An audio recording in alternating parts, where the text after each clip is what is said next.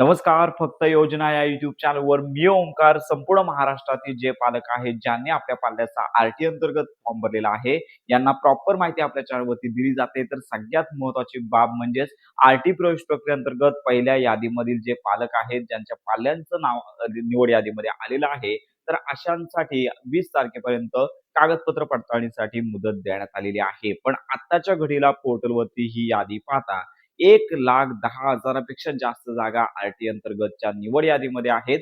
परंतु पोर्टलवरती फक्त 28 ते 27,000 पर्यंत ह्या जागांचे अर्ज म्हणजे फॉर्म आहेत ते कन्फर्म झालेले आहेत.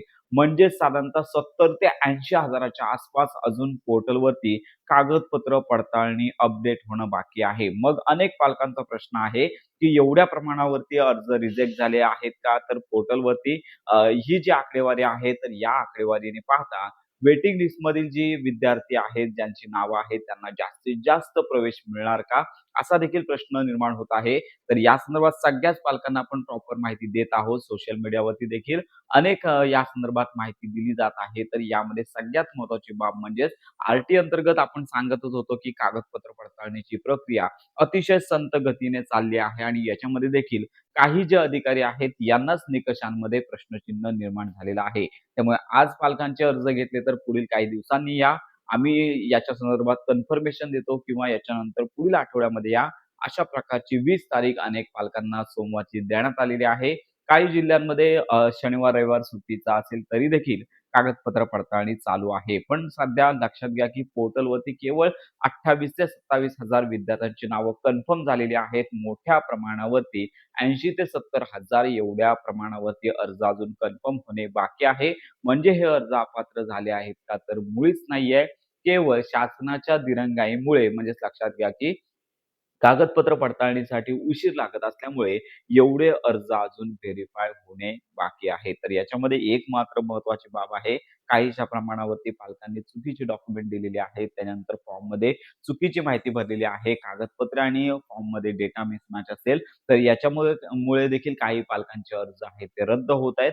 पण रद्द होण्याची संख्या अजून समोर आली नाहीये. पण जे कन्फर्म होण्याची संख्या आहे, ती मात्र संथ गतीने चालू आहे आणि साधारणतः 20 तारीख शेवट आहे. लगेचच मी मागच्या काही 20 दिवसांपूर्वी व्हिडिओ बनवला होता, की 20 तारखेला लगेचच दुसरी निवड यादी 21 तारखेला लागत नसते.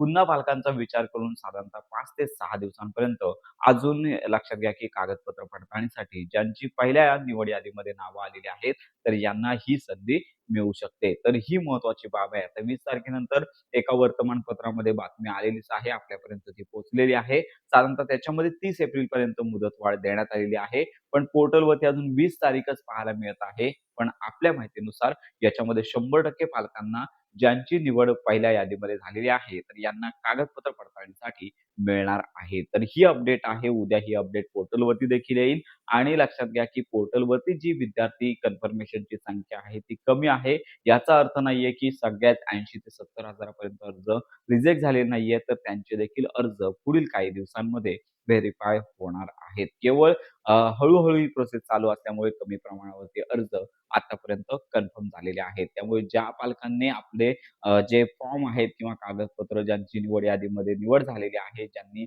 संबंधित व्हेरिफिकेशनसाठी अर्ज सबमिट केलेला आहे आणि कन्फर्मेशनसाठी वेट करत आहेत, त्यांनी प्रतीक्षा करायची आहे. लवकरच तुमचे अर्ज कन्फर्म होणार आहेत. तर अशा प्रकारची ही महत्त्वाची अपडेट आहे.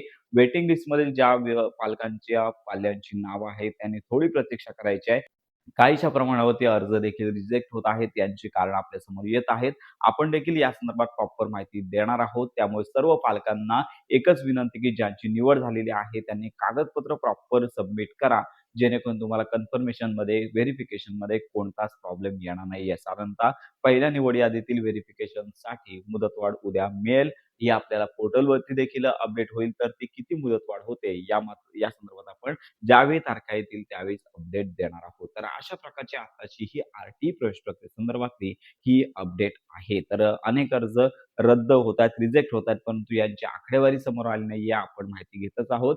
तर जे पालक वेटिंग लिस्टमध्ये आहेत त्यांना एकच विनंती, शाळांमध्ये किती अर्ज कन्फर्म झालेले आहेत, तर या याद्या देखील तुम्ही पोर्टलवरती पाहू शकता. तर अशा प्रकारची ही महत्त्वाची माहिती सर्वांपर्यंत नक्की शेअर करा. आर-टी प्रवेश प्रक्रियेसंदर्भात खात्रीशीर माहितीसाठी आपल्या फक्त योजना या चॅनलला लाईक, सबस्क्राईब आणि हाईप नक्की करा.